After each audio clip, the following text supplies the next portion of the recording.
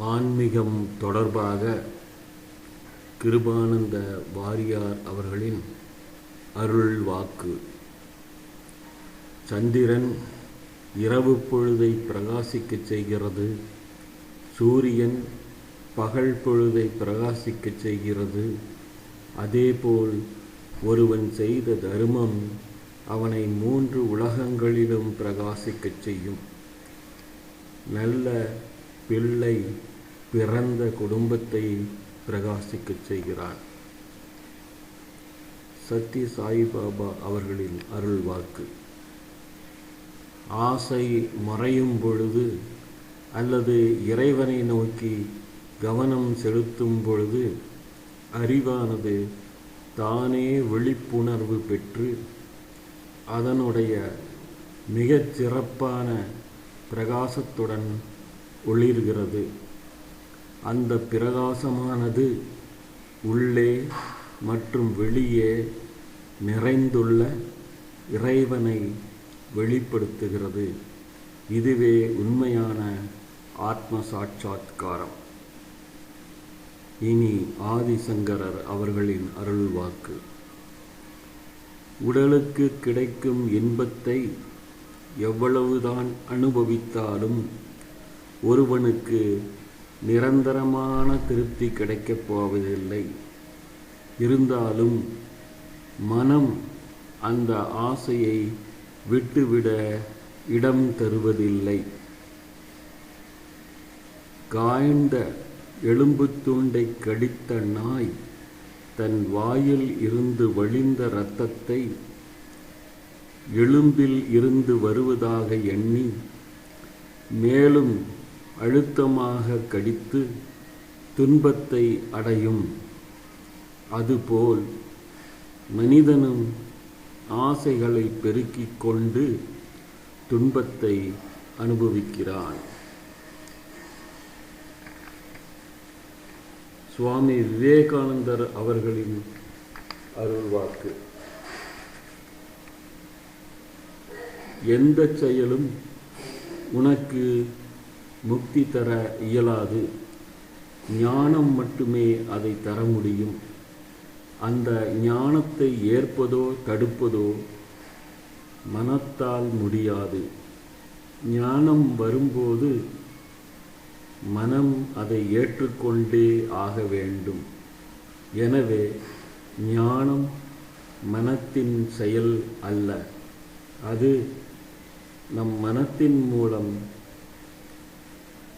தன்னை வெளிப்படுத்திக் கொள்கிறது.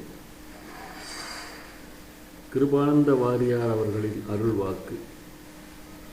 கொடுத்த கடனை திருப்பி கொடுக்காதது எவ்வளவு பெரிய பாவமோ அதைவிட பெரிய பாவம் இறைவனை நாள்தோறும் வணங்காதது. அதனால்தான் என் கடன் பணி செய்து கிடப்பதே என்றார் அப்பர். விடாது கடைந்தால் பாலில் இருந்து வெண்ணெய் வெளிப்படும். அதுபோல இடைவிடாது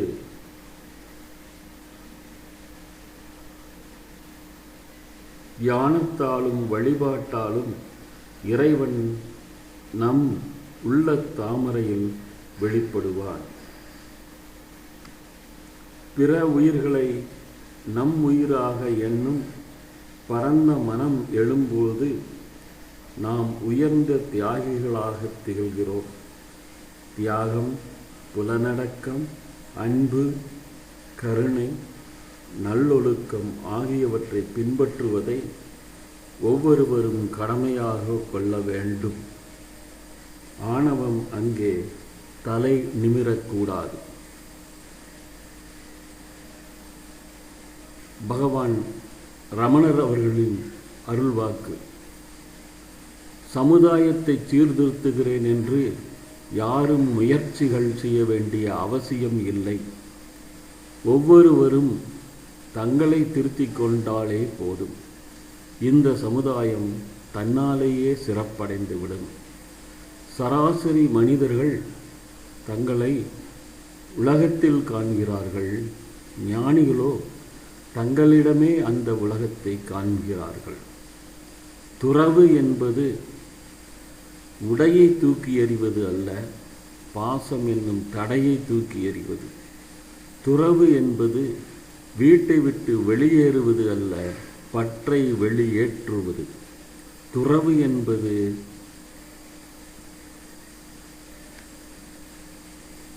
சொந்தங்களை துறப்பது அல்ல, உலக இன்பங்களை துறப்பது.